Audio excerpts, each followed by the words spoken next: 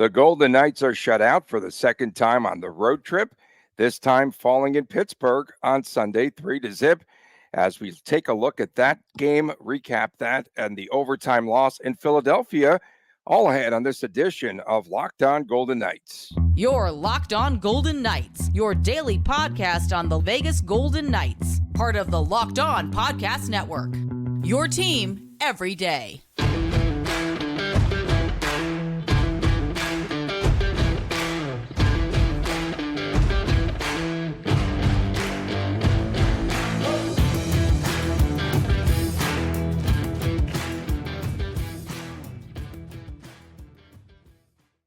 Well, hi again, everyone. Tony Cardasco and Chris Golick. It's a holiday week ahead. Welcome from Las Vegas. Thanks for making us your first listen wherever you are and wherever you find your podcast. And subscribe on our YouTube channel. That is Locked On Golden Knights. We are brought to you by Sleeper. Go to the Sleeper app, use the promo code Locked On NHL, and you will get up to $100 match on your first deposit.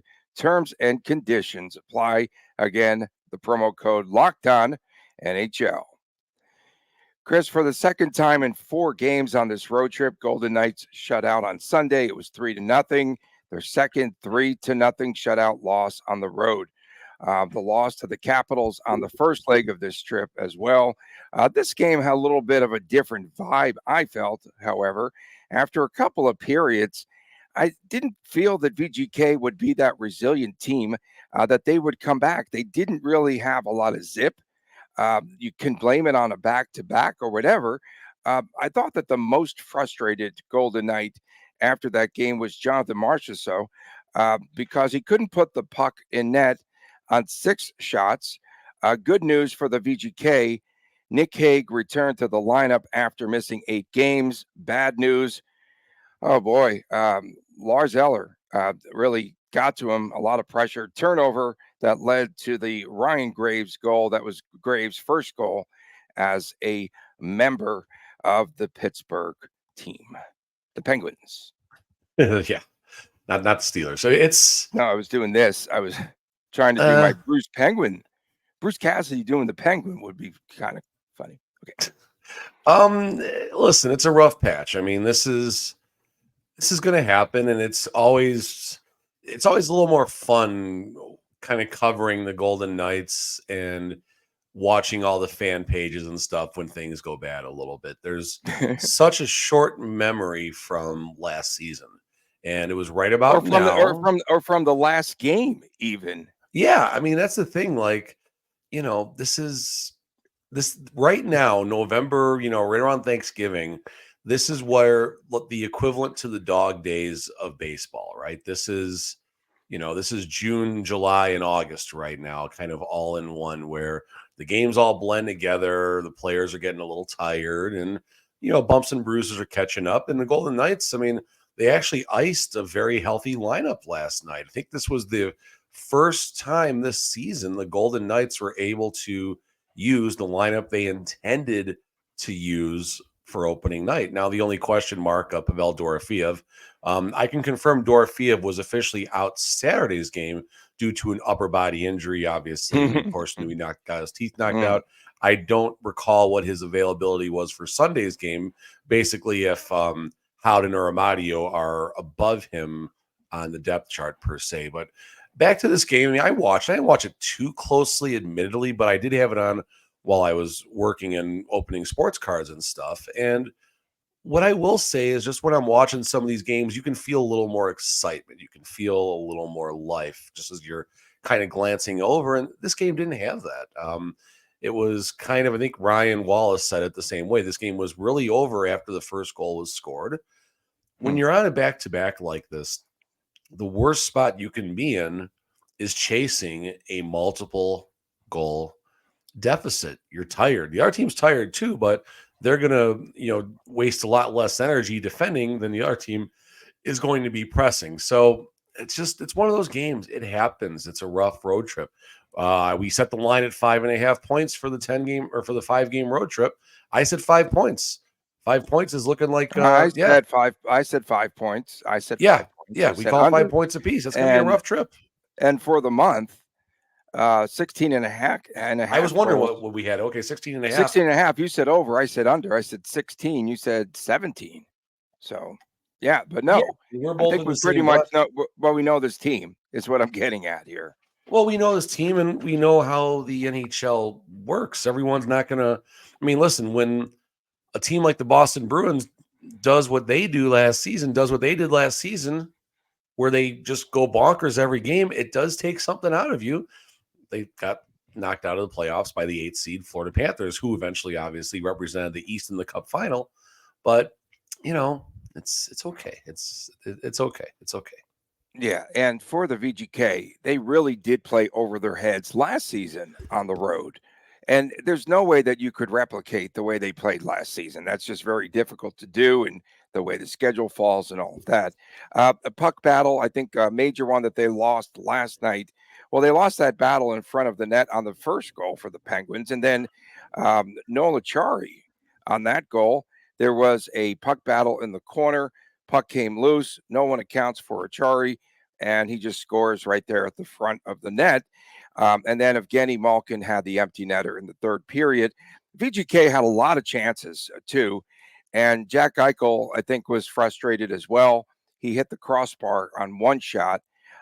This Pittsburgh team, too, another thing to point out, when they have a 2-goal lead this season, I think there's something like 6-1.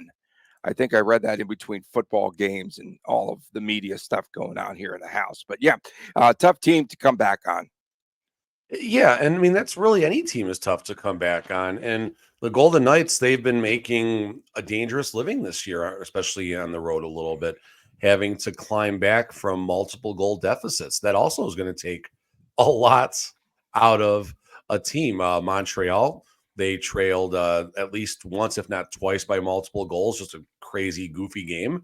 And then obviously the Flyers game was just a very bizarre game. And, you know, what's with all these major penalties right now? Like, what is just, there's something strange in the water right now with the Golden Knights. And, you know, if it's a positive, what was this game? 18, 17, 19?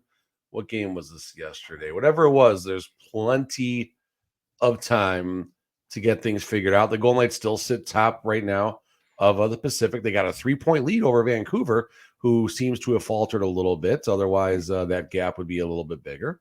So, you know, it'll be interesting after Wednesday's game against the Stars is over.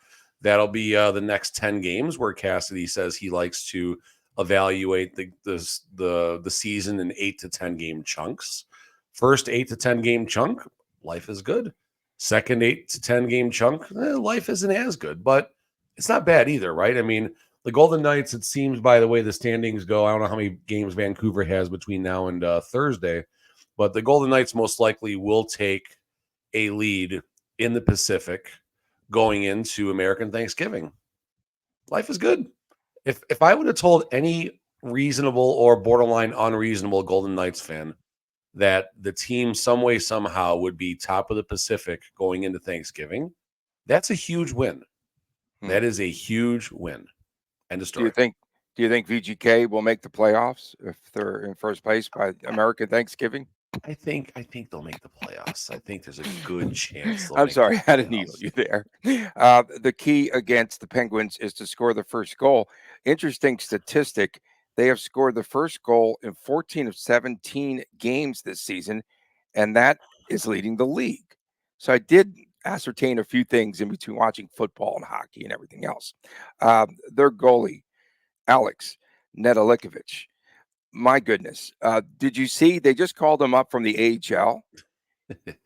He had a goalie goal the game before, I guess, on the AHL level, but he did a good job stopping 38 shots. Are things leveling out a little bit for the goaltenders? I keep asking you this question because I'm not quite sure. Are they there? Is it just bad puck luck? What's happening? Adin Hill saving 30 of 32 shots, and the goaltending tandem, you know, giving up more goals. What's that a result of? Defensemen coming in and out? What's happening with the goaltending for VGK? I mean, I'll tell you what's happening. Adin Hill's got a 929 save percentage. Logan Thompson has a 920 save percentage. Aiden's goals against 207. Logan's 248. So the answer is nothing's happening with the goaltending. Goaltending is great. They're the constant right now through this little bit of a skid. And, look at the goals yesterday. I mean, you got some strange stuff happening around the net. Cassidy mentioned the first goal. You saw Aiden Hill just kind of all out of sorts before the goal happened. Possible interference. Cassidy elected not to challenge it, if I read him rightly, appropriately. And then the second goal, it just like Alec Martinez looks like he wants to take it out of one side of the net. It goes the other way, deflects off of the Penguins player who's there. And Aiden Hill's looking this way as the puck hits him on the butt on the right side. Like it's just bad luck. The puck had eye. The puck had eyes, puck luck, statistics, whatever you want to say. One question I do want to ask Coach Cassidy, I think I won't be around the team possibly until Saturday at this point with my personal schedule. But one question I want to ask, Cassidy talks about looking at the stats after the game, trying to see, was it a game they could have won? Did they win? That type of stuff. What analytics does he look at? I want to know what he's looking at. Is it the same stuff? Like I have the events sheet up here. It says who the plus minuses were and shots on goal, shifts and all that. Or is he looking at advanced stats? Like, I'm really curious to know how he evaluates these games, because he did mention he felt that, he didn't think this was a bum effort or anything like that. He wasn't necessarily complimentary, but he definitely felt that this was a game where the Golden Knights could have fared better, I think is a fair way to assess his comments. Well, we always see a good response from the VGK, and after 2 periods, I felt as though they were done. I didn't feel as though they would get back into the game. Stuff. It's whatever. I mean, it's okay. It's not a excuse by any means. It's simply when you're down multiple goals in the NHL on the backside of a back-to-back. It's tough. A circumstance. It is a circumstance. It's not an excuse. It is a circumstance. It's reality. It's reality. And that's fair. It's not an excuse. I know. Coming up next, observations from Saturday's overtime loss in Philadelphia. That comes your way next, right here. So long ago. On Locked On Golden Knights. Passion, drive, and patience. What brings home the winning trophy is also what keeps your ride or die alive. eBay Motors has everything that you need to maintain your vehicle and level it up to peak performance. From superchargers, roof racks, exhaust kits, LED headlights, and much, much more. Whether you are into speed, power, or style, eBay Motors has got you covered. With over 122 million parts for your number one ride or die, you will always find exactly what you are looking for. And with eBay Guaranteed Fit, your part is guaranteed to fit your ride every time or your money back. Because with eBay Motors, you are burning rubber and not cash. With all the parts that you need at the prices you want, it's easy to turn your car into the MVP and to bring home that win. Keep your ride or die alive at ebaymotors.com. Eligible items only. Exclusions apply. eBay Guaranteed Fit only available to U.S. customers. We are back on Locked On Golden Knights. Tony Cardasco, Chris Golick from Las Vegas. Thanks for making us your first listen each and every day. We appreciate you doing so. And please subscribe to the YouTube channel. That is Locked On Golden Knights. Don't forget, coming up on Friday, we have WTF What the Friday. This week it'll be WTF Black Friday. WTF Black Friday, edition. We just make stuff up as we go along. And, of course, the Chris and Chris Show coming up this Saturday, the YouTube exclusive that you could catch only on Locked On Golden Knights. VGK, 1 point over a couple of weekend games, 3 points total in 4 games. It's been a situation, a case of, Chris, of feast or famine for the Golden Knights. Either they're scoring goals in bunches or they're getting shut out. Sean Couturier scoring the game winner. And I was watching, we had the UNLV football gathering, go Rebels. Wow, 9-2. Who would have thunk this? I'm shocked. I was sweating the score a little bit. I think you or someone said, was the score 27-7 the other way at one point? They were down by 17 at 17, one point. Okay. Yeah. And I'm like, okay, that sucks. I know Tony's been talking about it. And then I checked my Twitter. I think we were at a birthday party for my one of my son's friends. And I looked down and saw they won. I'm like, that's pretty good. Oh, yeah. No, very good. Good coaching, great adjustments and all of that with a whole group of people at Twin Peaks. And it was funny because we had the back patio. We had like 50 people on the back patio, and then other people couldn't fit back there. It's becoming a thing. This is becoming a thing. So as an alum, I'm real happy about that. Nice. That's awesome. But we also have the hockey game on as well. So going back and forth, you have to be able to multitask in today's world. What was the review at the end of the game all about? They challenged, I believe, for I don't know if it was a challenge or the AHL initiated. I don't know exactly how that side works, but it was for a missed stoppage. So if you watch right before the goal happens, like before the puck even gets to the corner, Logan puts his hand up. He puts his hand up, which is usually kind of signaling, hey, something happened, the puck hit something, whatever it may have you. So he felt the puck went out of play somewhere. There was no offsides. The puck entered the net cleanly, so no issues there. But the team seemed really confident on the bench. They just sat there and waited and waited. And by everyone's reaction, I'm like, okay, this is probably going to come back. And then the referee said otherwise, and that was that. That was it. Yeah, at the end of the game. VGK now has lost 5 of its last 7. Jonathan Marchessault got off the schneid, 2 goals, the second one coming on the 5-on-3 power play. But how does VGK give up a couple of power play goals to Philadelphia, a team coming in that was just 4 for 53? How does that happen? The first, I can't remember the second goal. Okay, I think I remember both goals. The first goal, there's some weird rebounds and stuff. It's a long like time that, ago. Right? Yeah, I mean, the first one just it happened. It's one of those goals. It's going to happen. I mean, teams are going to score on you. That's the easiest way to say that. I mean, if you want to break it down a bit farther, and maybe player A was out of position and the rebound could have gone somewhere else, fine, whatever. But it happens. It's a type of goal that's going to happen on the power play when you're down a player. And the puck had eyes, Tony. There you go. No, I'm not going to say that. And then I'm pretty sure, I could be wrong if this is the goal or not, but Logan Thompson, one of his favorite quotes, if I can see it, I can save it. Well, he didn't see the shot from the point because there was traffic, and I think he was screened by a Flyers player and or one of the Golden Knights defensemen, and just one of those weird ones where he didn't see it, he didn't save it, and so what? I mean, that's how she goes sometimes.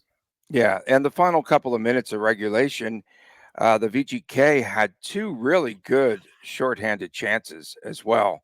And then just again, couldn't capitalize on those chances. Sometimes the puck falls and other times it doesn't have eyes. And, the puck for the opponent has the eyes. But a difficult couple of games back to back for the VGK. And to me, just a sign again, Stanley Cup champions, everyone is just coming for the VGK. Yes. Right? It's starting to really pick up with more intensity each and every stop on the road for the Vegas Golden Knights, I feel. I think it's definitely catching up, right? I mean, the season starts, the Golden Knights did a good job of maybe catching teams by surprise, which if that's the case, that's maybe not the best preparation by their oppositions because they're the Stanley Cup champs and they're going to bring it every single night. But now that there's 18 games, 17 games of footage out there, now this is where the other team's coaching staffs and video staffs are starting to maybe find some things, find some soft areas. I mean, every team has them. Every team has some weaknesses, and the Golden Knights, some of their weaknesses maybe are being exposed a little bit, on top of the fact that the puck just isn't finding ways to go in. This is all part of what happens in an 82-game season. And, listening to Mark Stone's comments and the rest of the team's comments, while things were going well early, they match up to everything that's happening now. Mark Stone just a little bit off right now. The timing's a little bit off. The execution isn't there. I think that was after the Jets game last week, 2 weeks ago. I can't remember which game specifically it was, but basically it was like an impromptu State of the Union address, State of the Team address from Mark Stone, where he went really deep into a lot of things that was going on. But it was after a victory. So, now how much different are things now than they were 2 weeks ago? Is the team really doing anything different? I mean, maybe they're getting a little bit out of sorts on defense at times, but that's going to happen, especially on a long road trip, especially when your defense has not been fully intact, but one of the 19 games played, and it was the most recent game on the backside of a back-to-back. So that's another good reason to look at better days ahead, I guess, right there. On this, back to goaltending, I believe that each goalie, I can't add and subtract empty net goals or what have you, but I think they've each given up 7 goals on this road trip for the VGK. Yes, on the game on Saturday, I should say, LT 34 of 38 shots that he stopped. The chemistry with this team, with players coming in and out, at a time, I really do believe that could catch up to VGK. You could put all these superstars in there into the lineup, in and out, and what have you. They still play the same system, but at times, could get a little bit choppy. In terms of, I missed the last part. In terms of turnovers, It could get a little bit choppy in that the chemistry it just isn't there at times when you have different players coming back into the lineup. We're 100% for VGK right now, right?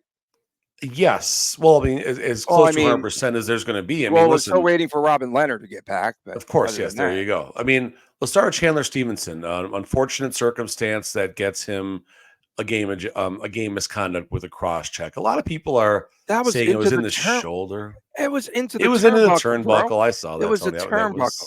Was that okay? Yeah, but it was the turnbuckle where the wrestler they take off the cushion first, right? They took off the cushion, and but I mean. Listen, Stevenson, it was not a responsible play. I'm sure Stevenson would be the first one to say that. Was 5 minutes warranted? I mean, you can argue both sides of that, but at the end of the day, that's what the reality was. He got a game misconduct. How that fits into what your statement was, he only had, 5-6 minutes of game time, and then that happened. That was his first game back after a long layoff due to injury. So now it's going to take him even longer to get acclimated. So that's going to throw off the chemistry, of course, of that second line with Stone and Howden. Nick Hague, I could be wrong. I don't want to say the wrong thing here, but I'm pretty sure Nick Hague did not log a practice out of a red sweater.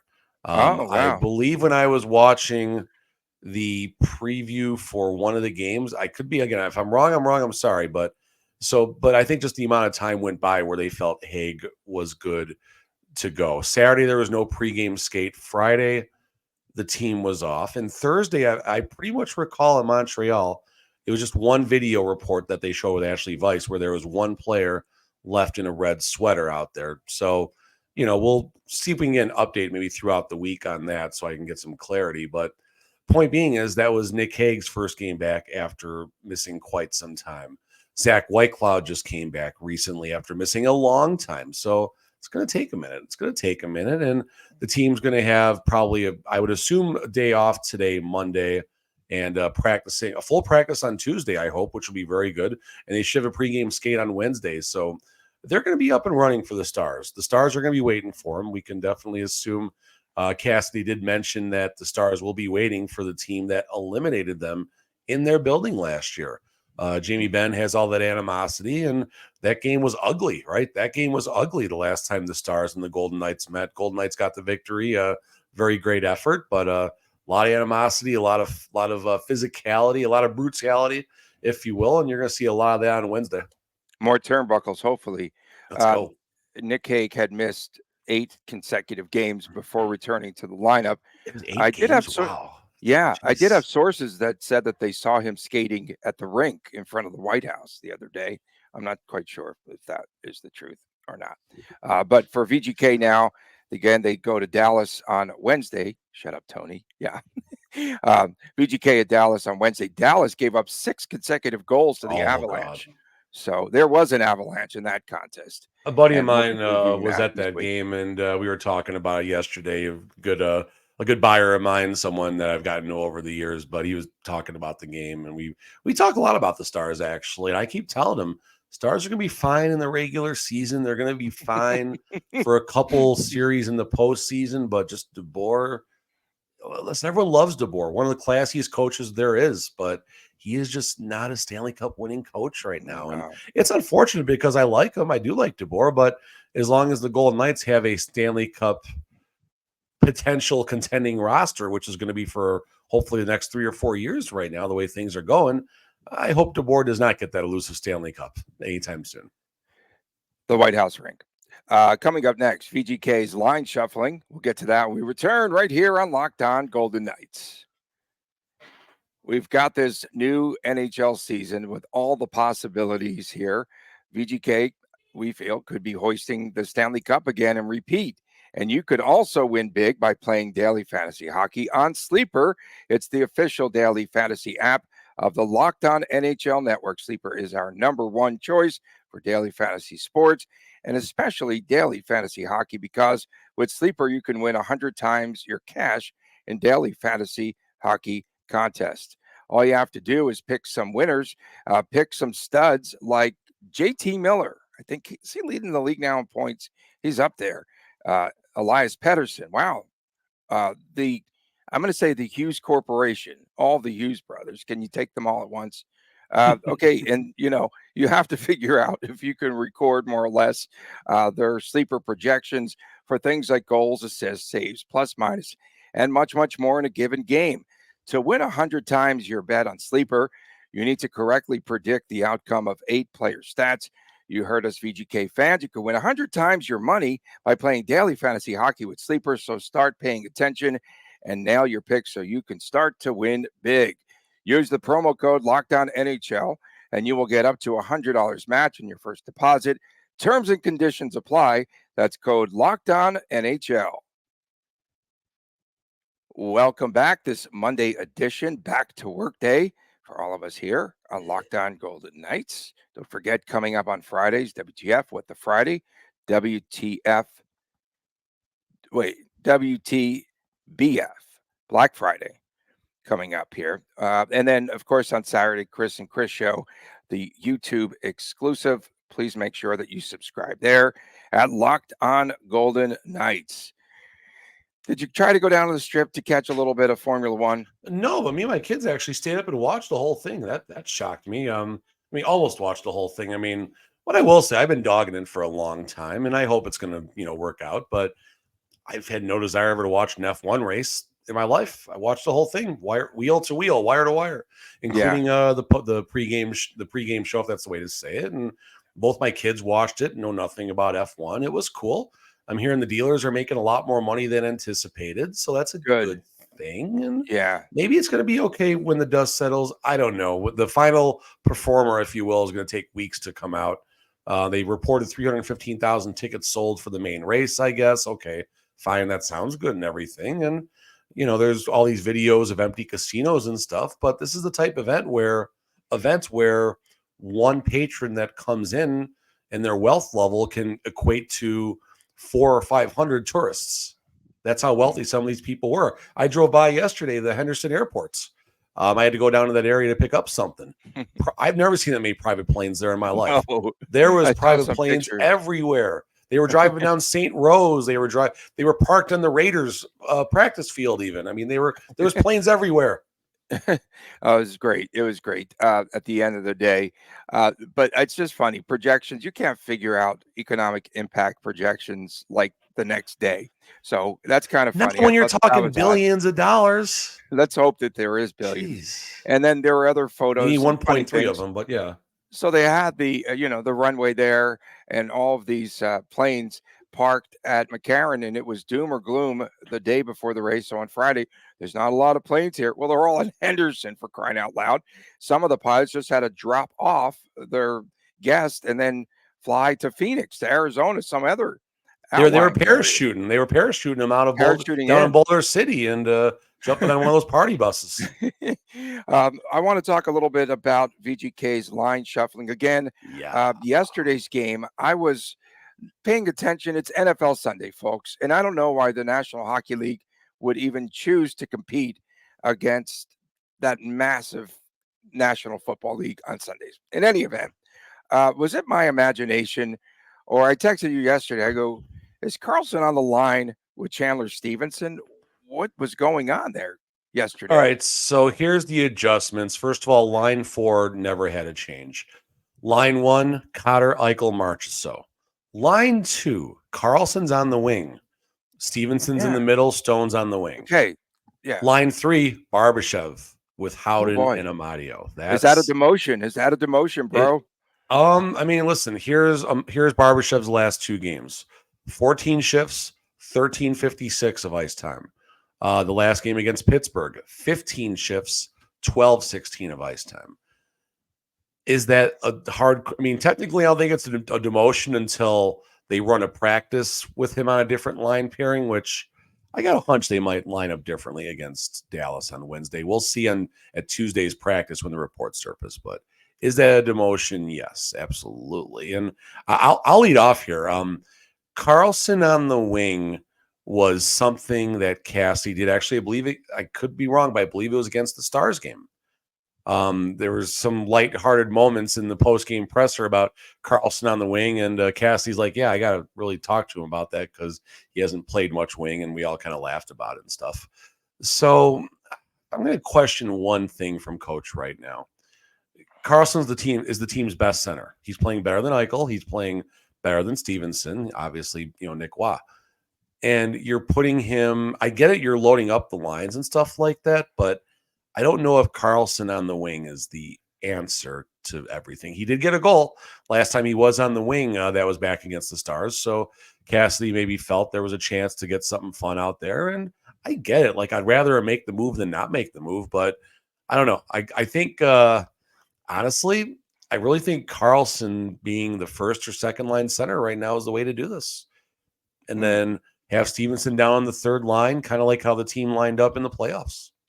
Does it show you more or less that Cassidy has concern about this team? Is he just trying to figure things out, a la what he did last season? Last season, I get it, his first year here in Vegas, and he was juggling lines consistently. And he kept saying, yeah, we're going to end here. Well, they kept going, right, with juggling lines. But what do you think the rhyme or reason might be for Cassidy to juggle lines right now? It's game 18 and 19, and things aren't working right now. It's like I said, all the things that were going well in games 1 through 10 are not going well in games 11 through 20. Is the team playing a lot differently? I don't know if they're playing that differently. There's just so much luck. The margin between success and failure in professional sports as a whole, and definitely hockey, is less than razor thin. But I'll still say this. You said concern. There's no concern. There is absolutely little to no concern in that locker room. And this is where I wish we could have had Pietrangelo do a post-game media scrum after a Sunday's game, because it would have been very business. We're going to go back to work. We're going to go practice, and we're going to get back to work. And like I said, I think on Thursday's or Friday's show, I talked about that media scrum. Or it might have been after the Capitals game when they got shut out, if I had to guess. So Wednesday's show, that would have been, where it almost seems like Pietrangelo, it's nonchalant. It's like it doesn't matter to him. But then when you read more into his comments, it does matter. And Pietrangelo is simply saying, we've been through this before. We know how to fix it. Let's get back to work. Let's get on the ice. And, teams can say whatever they want in the media scrums. It doesn't matter unless they go out there and do it on the ice. And that's the type of player that Pietrangelo is. He'll give good sound bites. He's a good interview. He's great to talk to. Very nice fella when the cameras are on and off. Very good. But he's going to get out there and he's going to do his work on the ice. And that's how all the players are. They've been through this before. They know what it takes to win. We're using Mark Stone quotes right now. They know that it's going to take different ways to win. A lot of resiliency in that locker room. And just to put a bow on my perspective right now, if there is a book about the Golden Knights, if they win the Stanley Cup in season 7, the season right now, resiliency will be featured in the title of the book, because that's the word of the season right now. And if they don't, snake bitten. Take a shot every time you hear snake bit. Now, I was dying laughing because that's what they kept saying on TV yesterday. And we're not even talking about Robin Leonard with the snake comments. I did it. I'm sorry. No, last year you started this whole thing with everyone. Take a drink. All right. Okay. We appreciate everyone tuning in, especially our everydayers, the folks that put up with this nonsense each and every day. We do have fun. The walk-ons. They put up with the walk-ons. There you go. We're the walk-ons, Tony. We're definitely the walk-ons. Some days we're the walk-outs too. We just kind of we'll leave you. Be able to do a walk-off. All right, the walk-offs. Oh, good. That's a good one. From a man, Chris Golick. Don't forget to check out his show with Little Chris. U2 song called Walk On. Sorry. Okay. Anyway. each and every Saturday, the YouTube exclusives. Make sure you subscribe there. I'm Tony Cardasco. So long for now. We appreciate you tuning in. We'll see you tomorrow right here on Locked On Golden Knights. Why is it not playing? Why is there